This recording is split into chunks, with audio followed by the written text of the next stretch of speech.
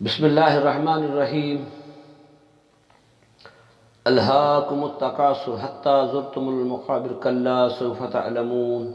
ثم کلا سوف تعلمون کلا لو تعلمون علم الیقین لترون الجحیم ثم لترونها عین الیقین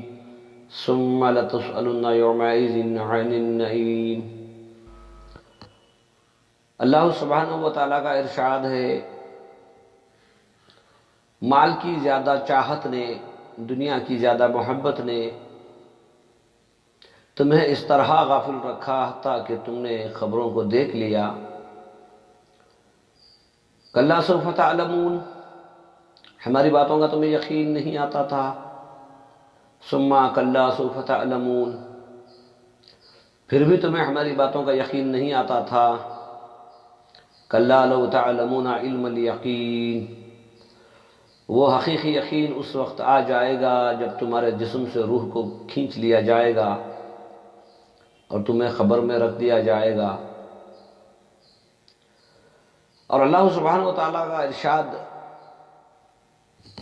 کلام پاک کے اندر ہے، اور اللہ تعالیٰ ایسے حالات سامنے کر کے بھی دکھاتا ہے۔ اکثر انسان، میرے بھائیوں، اکثر انسان ان چیزوں کے پیچھے لگ کے اپنی آخرت کو تباہ و برباد کر لیتا ہے جس چیز کو چھوڑ کر جانا ہے۔ معلوم ہے سب کو، بھی دیکھ بھی رہے ہیں، جس چیز کو چھوڑ کے جانا ہے اس چیز کے پیچھے پوری طاقت، وقت، مال سب لگاتا ہے، اور غفلت اس بات کی ہے کہ انسان جو اپنے ساتھ لے کر جانا ہے اس سے غفلت برتتا ہے۔ کیا عجیب بات ہے میرے بھائیوں، وہ یقین آنے سے پہلے جب تک ہمارے جسم میں روح موجود ہے، ہماری سانس چل رہی ہے،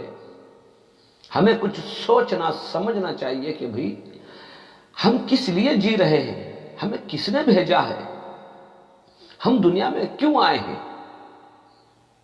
کس نے بھیجا ہے، وہ کیا چاہتا ہے بھیجنے والا۔ میرے بھائیوں، ہم عمر انسان کی جب موت ہوتی ہے تو اس کا ایک پیغام ہوتا ہے، جس کا جنازہ آنکھوں کے سامنے جا رہا ہے وہ ہمیں ایک میسج دے کے جا رہا ہے، دیکھو میرے بھائیوں، کل تک میں تمہارے ساتھ بیٹھتا اٹھتا تھا، تمہاری صحبت میں، یہ دنیا کی ساری نعمتیں میرے لیے تھی کل تک، آج میں ایسے محتاج ہوں کہ آج مجھے خود 4 آدمی اٹھا کر لے جا رہے ہیں۔ اور میرے بھائیوں، جو کپڑا میں نے اپنے پسند کا لے کر اپنے جسم کو ڈھانکا تھا، آج لوگوں نے اسے بھی چھین لیا۔ جس گھر کو بنانے میں نے اتنی محنتیں مشقتیں کی، غریبوں کا حق، محتاجوں کا حق، بہنوں کا حق، لوگوں کا، مجبور لوگوں کا حق جو ادا نہیں کیا اپنا گھر بنانے کے لیے،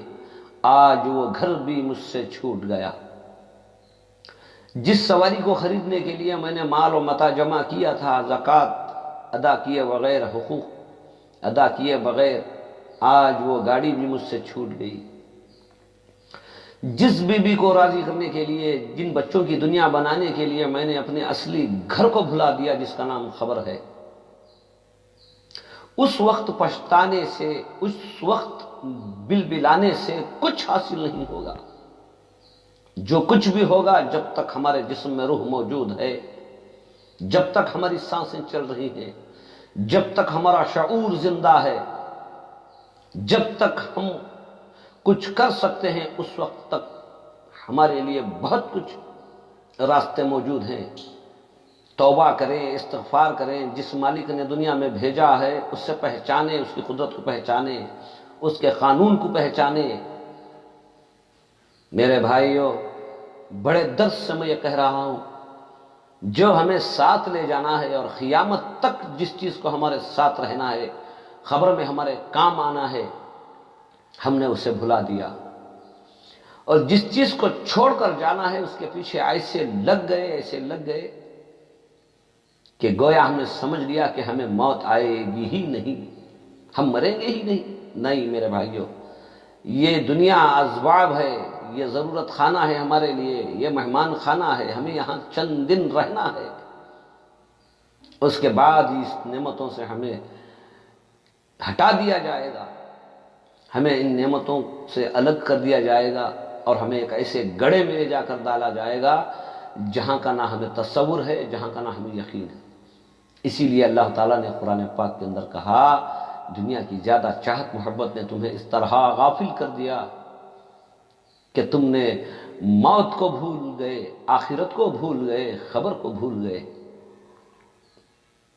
میرے بھائیوں، یہ دنیا بنانے کے لیے جھوٹ، فریب، دھوکہ، جھوٹی گواہی، لوٹ، کسوٹ، کیا پایا، کیا کیا؟ آخرکار یہ نعمتیں تم سے چھین لی گئی۔ آنکھوں کے سامنے ایک میت پڑی ہوئی ہے، وہ میت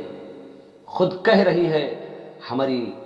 آنکھیں، ہمارے کان عاجز ہیں، لیکن اللہ کا کلام نبی پاک صلی اللہ علیہ وسلم کی سیرت کہہ رہی ہے، وہ میت خود کہہ رہی ہے، دیکھو جن چیزوں کو پانے کے لیے میں نے اللہ کی نافرمانی کی، اللہ کے رسول کی نافرمانی کی، آج وہ نعمتیں مجھ سے الگ ہو گئی ہیں، آج میرے وہ کسی کام نہیں ہیں۔ ہاں، جو کچھ ہمارے کام آنے والا ہے، ہم نے